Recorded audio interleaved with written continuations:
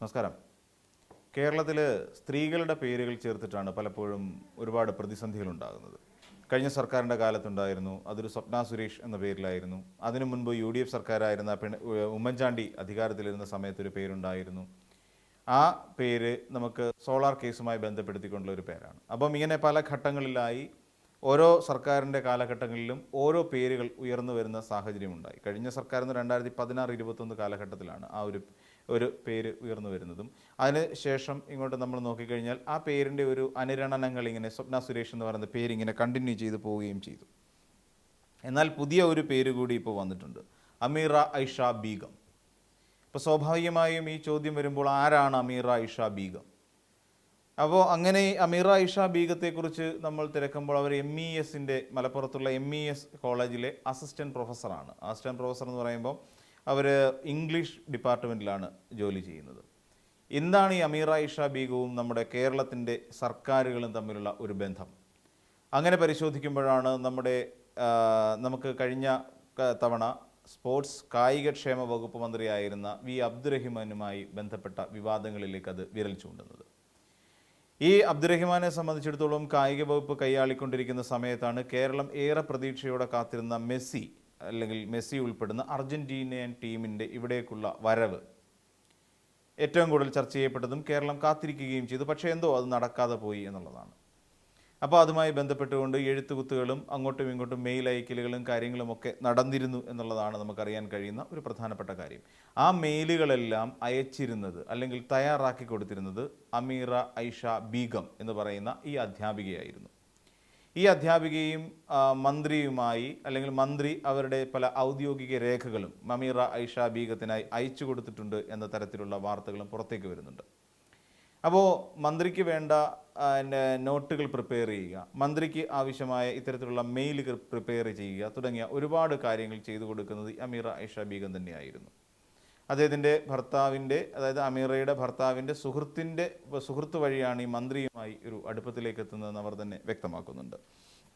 അപ്പോൾ അങ്ങനെ ഈ രീതിയിൽ ഇങ്ങനെ ഒരു അടുപ്പം കാത്തു സൂക്ഷിക്കുകയും മന്ത്രിക്ക് ഈ ഫുട്ബോൾ ഫെഡറേഷനുമായി, അതായത് നമ്മുടെ അർജന്റീനിയൻ ഫുട്ബോൾ അസോസിയേഷനുമായിട്ടുള്ള എല്ലാ തരത്തിലുള്ള കത്തിടപാടുകളും നടത്തിയതും അതിനുവേണ്ട മാറ്ററുകൾ തയ്യാറാക്കി നൽകിയതും ഈ അമീറ ഐഷ ബീഗമാണെന്ന് അവർ തന്നെ വെളിപ്പെടുത്തുകയും ചെയ്യുന്നുണ്ട്. അപ്പോൾ എന്നാൽ നമ്മളൊന്ന് പരിശോധിച്ച് നോക്കൂ. ഇവിടെ നമുക്ക് പലപ്പോഴും സർക്കാരും അടക്കമുള്ള അല്ലെങ്കിൽ ഈ പറയുന്ന അതിൻ്റെ റിപ്പോർട്ടർ എന്ന് പറയുന്ന ബ്രോഡ്കാസ്റ്റിംഗ് കമ്പനി അടക്കമുള്ള കമ്പനികൾ ഇതുമായി ബന്ധപ്പെട്ടുകൊണ്ട് ചില വെളിപ്പെടുത്തലുകളൊക്കെ നടത്തിയിട്ടുണ്ട്. ഇതുമൂലം നമ്മുടെ സംസ്ഥാന സർക്കാരിനെ സംബന്ധിച്ചിടത്തോളം 1 രൂപ ഖജനാവിൽ നിന്ന് നഷ്ടപ്പെട്ടിട്ടില്ല എന്ന് പറയുന്നുണ്ട്. ഇത് തന്നെയല്ലേ സത്യത്തിൽ നമ്മുടെ VD സതീശനും പറഞ്ഞത്? ഖജനാവിൽ നിന്ന് 1 രൂപ പോലും എടുക്കാതെയല്ലേ സതീശൻ ഹെലികോപ്റ്ററിൽ യാത്ര ചെയ്തത് എന്ന് അദ്ദേഹം തന്നെ വളരെ കൃത്യമായി ചോദിക്കുന്നുണ്ട്. തൻ്റെ ഹെലികോപ്റ്റർ യാത്രയിൽ തനിക്ക് 1 രൂപ പോലും നമ്മുടെ സംസ്ഥാന ഖജനാവിൽ നിന്ന് എടുത്ത് ചെലവാക്കേണ്ടി വന്നിട്ടില്ല എന്നുള്ളതാണ് അദ്ദേഹം ഉയർത്തുന്ന ഏറ്റവും പ്രധാനപ്പെട്ട ഒരു കാര്യം. അതവിടെ നിൽക്കട്ടെ.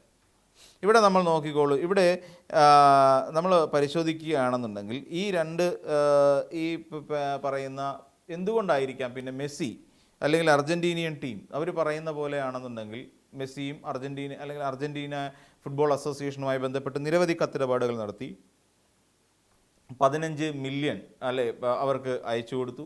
അതിൻ്റെ രേഖകളെല്ലാം പുറത്തേക്ക് കൊണ്ടുവരുന്നു. പിന്നീട് എന്തുകൊണ്ടായിരിക്കാം അർജന്റീന ഏറ്റവും ഒടുവിൽ ഞങ്ങൾ കളിക്കാൻ വരുന്നില്ല എന്ന തരത്തിൽ പറഞ്ഞത്? നമ്മളെല്ലാവരും നവംബർ മാസം മുതൽ കാത്തിരിക്കുകയാണ് ഈ സർക്കാർ അവസാനിക്കുന്നതിന് മുൻപ് വരെ. അബ്ദുറഹിമാൻ അറിയാവുന്ന കാര്യമല്ലേ? പിന്നെ ഇത് നടപ്പിലാകില്ല എന്നറിഞ്ഞിട്ടും എന്തിനു വേണ്ടിയിട്ടാണ് ഏകദേശം ഖജനാവിൽ നിന്ന് 14 ലക്ഷം രൂപ മുടക്കിക്കൊണ്ട് സ്പെയിനിലേക്ക് നമ്മുടെ ഈ മന്ത്രി ഒരു യാത്ര നടത്തിയത്?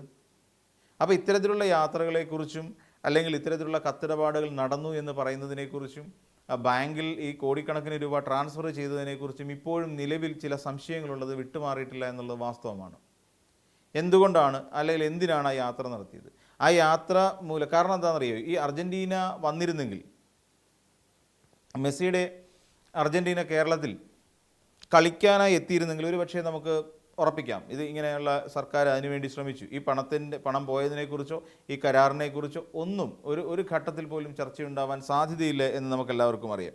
കാര്യം എന്താ? മെസ്സി വന്ന് കളിച്ചു, അല്ലെങ്കിൽ നമ്മുടെ അർജന്റീനിയൻ ടീം ഇവിടെ വന്നു, കളിയെല്ലാം കഴിഞ്ഞു എന്നുള്ള കാര്യത്തിൽ നമുക്ക് ഏറെക്കുറെ നമുക്ക് ബോധ്യപ്പെടുന്ന കാര്യമാണ്. പക്ഷേ എന്തുകൊണ്ടായിരിക്കാം ഈ രീതിയിൽ, അതായത് ഒരിക്കൽ പോലും വരാത്ത ഒരു കേസുമായി അല്ലെങ്കിൽ ഒരിക്കൽ പോലും സംഭവിക്കാത്ത ഒരു കാര്യവുമായി ബന്ധപ്പെട്ടുകൊണ്ട് ഇങ്ങനെ കാര്യങ്ങൾ നടക്കുന്നത്? അപ്പോൾ ഇവിടെയാണ് നമ്മളിലേക്ക് പല സംശയങ്ങളും വരുന്നത്. അപ്പോൾ അത് കാരണം എന്താണെന്ന് വെച്ചാൽ അതിലേറ്റവും പ്രധാനമായി ഉയരുന്ന ഒരു ആരോപണം എന്താണെന്ന് ചോദിച്ചു കഴിഞ്ഞാൽ, ഈ പറയുന്ന സ്പെയിനിലേക്ക് നടത്തിയ യാത്ര എന്തിനാണ് എന്നുള്ളതിനെക്കുറിച്ച് വ്യക്തമാക്കണം. സർക്കാർ ഔദ്യോഗികമായി അറിയിക്കേണ്ട പല രഹസ്യ വിവരങ്ങൾ പോലും ഈ അമീറ ഐഷ ബീഗവുമായി എന്തിനാണ് നമ്മുടെ മന്ത്രിയായിരുന്ന വി അബ്ദുറഹിമാൻ പങ്കുവച്ചത്? മറ്റൊരു കാര്യം, ഈ പറയുന്ന ഒരു പരസ്യ ടെൻഡർ പോലും വിളിക്കാതെ എങ്ങനെയാണ് റിപ്പോർട്ടർ എന്ന് പറയുന്ന റിപ്പോർട്ടർ ബ്രോഡ്കാസ്റ്റിംഗ് കമ്പനിക്ക് ഈ ഇങ്ങനെയുള്ള ഒരു ഇതിൽ പാർട്ട്ണർഷിപ്പ് അനുവദിച്ച് നൽകിയത്, അതായത് അത് സ്പോൺസർഷിപ്പ് അനുവദിച്ച് നൽകിയത്? അതും ഒരു വലിയ ചോദ്യമാണ്. പിന്നെ തന്നെയല്ല, ഇത് പിന്നെ വരുന്ന ഒരു കാര്യം ഇവിടെ ഒരു ശരിക്കും പറഞ്ഞാൽ എന്തുകൊണ്ടായിരിക്കാം റിപ്പോർട്ടർ ചാനലിനായിട്ട് ബന്ധപ്പെട്ടു ആൻഡോ അഗസ്റ്റ് എന്ന് പറയുന്ന അതിൻ്റെ മുതലാളി ഈ 126 കോടി രൂപ മുടക്കിയത്? അപ്പം സർക്കാർ സംവിധാനങ്ങളെ ഉപയോഗിച്ചുകൊണ്ട്, നമ്മൾ വളരെ സിമ്പിളായിട്ട് ശ്രദ്ധിച്ചാൽ മനസ്സിലാകുന്ന കാര്യം, ഇവിടെ സർക്കാർ സംവിധാനങ്ങളെ ദുരുപയോഗം ചെയ്തുകൊണ്ട് ഒരു സ്വകാര്യ വ്യക്തിയായ അല്ലെങ്കിൽ ഒരു സ്വകാര്യ സ്ഥാപനത്തിന് അല്ലെങ്കിൽ ലാഭകരമായ ഒരു ബിസിനസ് നടപ്പിലാക്കാൻ വേണ്ട വഴി ഒരുക്കി കൊടുത്തു എന്നുള്ളതാണ് ഇവിടെ നമ്മൾ മനസ്സിലാക്കുന്നത്. അപ്പോൾ ഈ 126 കോടി രൂപ മുടക്കുമ്പോൾ അദ്ദേഹം തീർച്ചയായിട്ടും ഈ എത്ര ലക്ഷം രൂപ ലാഭം തിരിച്ചു കിട്ടും എന്നുള്ളത് നമുക്കറിയില്ലല്ലോ. പിന്നെ അതോടൊപ്പം തന്നെ ഈ കലൂർ സ്റ്റേഡിയവുമായി ബന്ധപ്പെട്ട വിവാദവും ഇപ്പോൾ നിലനിൽക്കുന്നുണ്ട്. പിന്നെ അതോടൊപ്പം തന്നെ ഒരു ഗോട്ട് ആഡ് എന്ന് പറഞ്ഞിട്ട് ഒരു പരസ്യ കമ്പനിയുണ്ട്, ഒരു അഡ്വർടൈസിങ് കമ്പനിയാണ്. അപ്പം ഈ പരസ്യ കമ്പനി പിന്നെ ഒരു ഇമെയിൽ അയച്ചതിൽ നിന്നാണ് ശരിക്കും പറഞ്ഞാൽ ഇതിൻ്റെ എല്ലാം ഒരു സ്റ്റാർട്ടിങ് വരുന്നത്. ഇമെയിൽ അയക്കുന്നതിന് 20 ദിവസം മുൻപ് മാത്രം രജിസ്റ്റർ ചെയ്തിരിക്കുന്ന ഒരു കമ്പനി. അപ്പം 1,00,000 രൂപ മാത്രം പെയ്ഡ് ക്യാപിറ്റൽ ഇൻവെസ്റ്റ്മെൻ്റ് ഉള്ള ഒരു കമ്പനി. അപ്പോൾ ഈ കമ്പനിയുടെ വിശ്വാസ്യതയെക്കുറിച്ച് പരിശോധിച്ചില്ല. അതിൻ്റെ മുൻപരിചയം വെറും 20 ദിവസം മാത്രമേ ആയുള്ളെങ്കിൽ ഇതിൻ്റെ മുൻപരിചയത്തെക്കുറിച്ച് എന്തുകൊണ്ടാണ് പരിശോധിക്കാതിരുന്നത്? പരിശോധിക്കേണ്ട ആവശ്യമില്ല, 20 ദിവസം മാത്രമല്ലേ ആയിട്ടുള്ളൂ. അപ്പോൾ അത്രത്തോളം വളരെ എത്രയും കോടിക്കണക്കിന് രൂപയുടെ ഒരു ഇടപാട് നടക്കുന്ന വലിയ ശക്തമായ ഒരു ടീമിനെ ഇവിടെ കൊണ്ടുവരാൻ വേണ്ടിയിട്ടുള്ള ഒരു നീക്കം നടത്തിക്കൊണ്ടിരിക്കുന്ന ഒരു പരിപാടിയിൽ ഇത്രയും വിശ്വാസ്യത കുറഞ്ഞ വെറും 20 ദിവസം മാത്രം പഴക്കമുള്ള ഒരു കമ്പനിയെ കൊണ്ടുവന്ന് ഇങ്ങനെ കെട്ടിയിറക്കുക എന്ന് പറഞ്ഞാൽ എന്തിനാണ്, ആർക്കാണ് ലാഭം എന്നുള്ളതിനെക്കുറിച്ചും ചിന്തിക്കേണ്ടതുണ്ട്. അപ്പോൾ ഈ പറയുന്ന പോലെ പിന്നെ ഈ മന്ത്രി തന്നെ പലപ്പോഴും ഈ ഉന്നത ഉദ്യോഗസ്ഥർ പോലും അറിയാതെ ഇങ്ങനെ ഒരു കത്തിടപാടുകൾ, ഈ മെയിൽ തുടങ്ങിയ ഇടപാടുകൾ നടത്തേണ്ട ആവശ്യം എന്തായിരുന്നു എന്നൊക്കെ പറയുന്ന നിരവധി ചോദ്യങ്ങൾ മുന്നിലുണ്ട്. ഈ ചോദ്യങ്ങൾക്കെല്ലാമുള്ള ഉത്തരമാണ് സത്യത്തിൽ നമുക്ക് വേണ്ടത്, അല്ലാതെ എവിടെയെങ്കിലും കുറേ തെളിവുകൾ കാണിച്ചിട്ട് കാര്യമില്ല. പിന്നെ ഈ പറയുമ്പോഴും ഈ പറയുന്ന ഒരു പിന്നെ ഇതിനെല്ലാം ഭരണഘടനാപരമായ ചില ബാധ്യതകളുണ്ടെന്നേ. ഈ ഭരണഘടനാപരമായ ബാധ്യതകൾ പലതും നിർവഹിച്ചിട്ടില്ല എന്നുള്ളത് കൂടി നമ്മൾ മനസ്സിലാക്കേണ്ടതുണ്ട്. അപ്പം മൊത്തത്തിൽ ഇതിൽ ഈ മെസ്സിയും അർജൻറ്റീന ടീമുമായി ബന്ധപ്പെട്ട് നമ്മൾ നോക്കുമ്പോൾ ഒരുപാട് സൊല്യൂഷൻ ഇല്ലാത്ത, അല്ലെങ്കിൽ നമ്മുടെ മുന്നിൽ ഒരുപാട് ചോദ്യങ്ങൾ വീണ്ടും വീണ്ടും വന്നുകൊണ്ടിരിക്കുകയാണ്. അതെന്തുകൊണ്ട് സംഭവിച്ചു, ഇതെന്തുകൊണ്ടാണ് എന്നൊക്കെ പറയുന്ന നിരവധി ചോദ്യങ്ങൾ നമ്മുടെ മുന്നിലുണ്ട്. അതോടൊപ്പം തന്നെ ഇതിനകത്ത് നമുക്കുള്ള ഏറ്റവും പ്രധാനപ്പെട്ട മറ്റൊരു സംശയം, ഇങ്ങനെയൊരു സംഭവം നമ്മുടെ കേരളത്തിൽ ലോകം എമ്പാടും ശ്രദ്ധിക്കപ്പെടുന്ന ഒരു നീക്കം നടക്കുന്നു. സംസ്ഥാന കായിക വകുപ്പും അതോടൊപ്പം തന്നെ മറ്റൊരു പിന്നെ സ്വകാര്യ വ്യക്തിയും കൂടി ചേർന്നിട്ട് നമ്മുടെ കേരളത്തിൽ ഒരു വലിയ പരിപാടി നടത്താൻ പോകുന്നു. ഈ പരിപാടിയുമായി ബന്ധപ്പെട്ടുകൊണ്ട് കേരള ഫുട്ബോൾ അസോസിയേഷനുമായിട്ടും അതോടൊപ്പം തന്നെ ഓൾ ഇന്ത്യ ഫുട്ബോൾ അസോസിയേഷനുമായിട്ടും ഇവരെ കൂടി പങ്കാളികളാക്കണ്ടേ?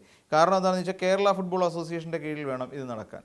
അതോടൊപ്പം തന്നെ ഓൾ ഇന്ത്യ ഫുട്ബോൾ അസോസിയേഷൻ്റെ കീഴിലുമാണ് നടക്കുന്നത്. കാര്യം കേരളം എവിടെയാണ്? കേരളം ഇവിടെ നമ്മുടെ കലൂർ സ്റ്റേഡിയം എവിടെയാണ്? കേരളത്തിലാണ്. അപ്പോൾ ഓൾ കേരള ഫുട്ബോൾ അസോസിയേഷൻ അറിയണ്ടേ? അപ്പോൾ കേരളം എവിടെയാണ്? അത് ഇന്ത്യയിലാണ്. അപ്പോൾ ഓൾറെഡി ഓൾ ഇന്ത്യ ഫുട്ബോൾ അസോസിയേഷനും അറിയേണ്ട കാര്യമാണ്. ഈ ചർച്ചയിലൊക്കെ കൃത്യമായി പങ്കെടുക്കേണ്ട ആളുകളാണ്. എന്നിട്ട് എന്തുകൊണ്ടായിരിക്കാം അവരെ ഒഴിവാക്കി നിർത്തിയത് എന്ന് പറയുന്ന ഒരു ചോദ്യമുണ്ട്. അതിലിപ്പോൾ അന്വേഷണം നടത്തിയിരിക്കുന്ന സ്പെഷ്യൽ സെക്രട്ടറി ഉണ്ടല്ലോ, കായിക വകുപ്പുമായി ബന്ധപ്പെട്ടുകൊണ്ട്. ആ സ്പെഷ്യൽ സെക്രട്ടറി പറയുന്നത് ഇതിനകത്ത് വേറൊരു ദുരുദ്ദേശമുണ്ട് എന്നൊരു ഹിൻഡ് വരുന്നുണ്ട്. ആ ഹിൻഡ് എന്താണെന്ന് വെച്ചാൽ വിദേശത്തേക്ക് ഡോളർ കടത്തുന്നതിന് വേണ്ടിയിട്ട് ഉപയോഗിച്ച ഒരു പ്രധാനപ്പെട്ട മാർഗമായിട്ട് ഇതിനെ കാണാം എന്ന് പറയുന്ന ഒരു സംശയം, ഒരു ഹിൻഡ് കൂടി സത്യത്തിൽ ഇതിൻ്റെ അന്വേഷണം നടത്തിയ സ്പെഷ്യൽ സെക്രട്ടറി മുന്നോട്ട് വെക്കുന്നുണ്ട്. അപ്പോൾ അതുകൊണ്ട് തന്നെ ഇതൊരു ചെറിയ കേസായി നമുക്ക് ഒതുക്കാൻ പറ്റില്ല. കാര്യം ഒരു FCRA പോലെയുള്ള ചില പിന്നെ നിയമങ്ങളെ പച്ചയായ ലംഘനം നടന്നിട്ടുണ്ട് എന്നൊക്കെ മനസ്സിലാക്കാം. അതോടൊപ്പം തന്നെ ഈ രീതിയിലാണെന്നുണ്ടെങ്കിൽ വലിയ തോതിലുള്ള ഇമ്പാക്റ്റ് അല്ലെങ്കിൽ ഒരു വലിയ കുറ്റകൃത്യം ക്രിമിനൽ കുറ്റകൃത്യം ഇതിനകത്ത് നടന്നിട്ടുണ്ട് എന്നുള്ളത് നമുക്ക് മനസ്സിലാക്കേണ്ടി വരും. ഇനി മറ്റൊരു കാര്യം, ഈ അമീറ ഇഷ ബീഗവുമായി ബന്ധപ്പെട്ടിട്ട് ഉയരുന്ന ഒരു പ്രധാനപ്പെട്ട ചോദ്യം, നമ്മുടെ സർക്കാർ മാത്രം കൈകാര്യം ചെയ്യേണ്ട പല ഫയലുകളും ചില മെയിലുകളും ഒക്കെ എങ്ങനെയാണ് ഒരു അധ്യാപികയായ ഒരു സ്വകാര്യ വ്യക്തിയിലേക്ക് അത് എത്തിക്കാനിടയായ സാഹചര്യങ്ങൾ. അപ്പോൾ അങ്ങനെ തുടങ്ങി നിരവധി കാര്യങ്ങളിൽ അന്വേഷണം വരേണ്ടതുണ്ട് എന്നുള്ളതാണ് ഇതിനകത്ത് നമ്മൾ മനസ്സിലാക്കേണ്ടത്. അപ്പോൾ പ്രാഥമിക അർത്ഥത്തിൽ നമുക്കിതിനകത്തൊന്നുമില്ല എന്ന് കരുതി വിടാൻ കഴിയില്ല. പക്ഷേ കുറച്ചുകൂടെ ചിന്തിക്കുമ്പോഴും അല്ലെങ്കിൽ കുറച്ച് മാത്രം ചിന്തിക്കുമ്പോഴും ചില കഥകൾ എവിടെയൊക്കെയോ അണിയറയിൽ ഒരുങ്ങുന്നുണ്ട് എന്ന് വേണം കരുതാൻ.